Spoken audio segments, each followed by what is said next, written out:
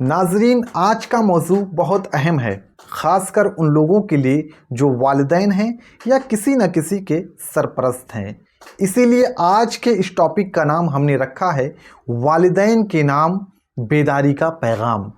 प्यारे दोस्तों, आज के इस पुरफितन दौर में वालिदैन की ज़िम्मेदारी पहले से कहीं ज़्यादा बढ़ गई है, या जो सरपरस्त हैं उनकी ज़िम्मेदारी पहले से कहीं ज़्यादा हो गई है।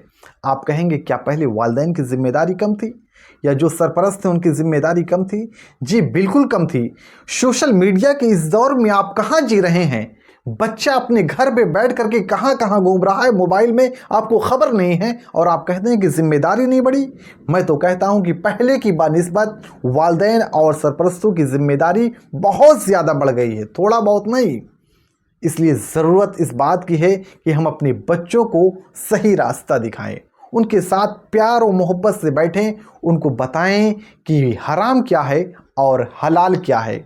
अगर कोई बच्चा या बच्ची हराम रिश्ते में जाता है तो उसका अंजाम क्या होगा, इससे भी अपने बच्चों को आगाह करें।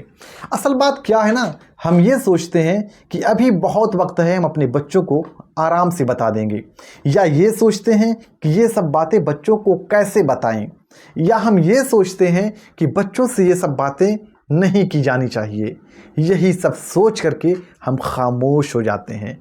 प्यारे दोस्तों, अगर आज आप खामोश हो गए तो ये दुनिया जो बाहर बैठी हुई है आपके बच्चों को वो सब चीज़ें सिखा देगी जो गंदगी की तरफ ले जाती है, जो गलत चीज़ें हैं, और हम चाह कर भी उसे नहीं सुधार पाएंगे, क्योंकि तब तक बहुत देर हो चुकी होगी। ये सब सोचने के लिए हमारे पास अभी वक्त है। आज से ही हम अपने बच्चों के साथ बैठें, उठें, उनको समझाएं कि ये हराम है, ये हलाल है। हलाल रिश्ते में क्या फ़ायदा है? इज़्ज़त, वक़ार और शोहरत सब हलाल रिश्ते में है, और हराम रिश्ते में सिवाय ज़िल्लत के और नदामत के कुछ नहीं है। हम अपने बच्चों को अगर इस तरह से गाइड्स करेंगे तो हमारे बच्चे यकीनन सही रास्ते पे जाएंगे।